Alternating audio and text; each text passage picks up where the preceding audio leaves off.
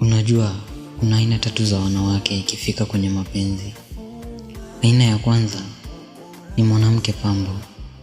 Huyu ni mwanamke ambaye ukimtoa hadharani wenzako watakusifia kwa uzuri alionao, kwani ni mzuri sana, ila ikifika kutunza ngoma hawezi.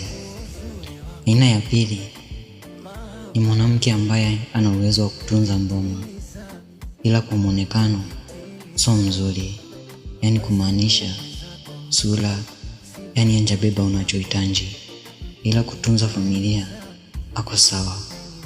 Aina ya tatu ni mwanamke pambo, alafu ikifika kutunza familia ako sawa.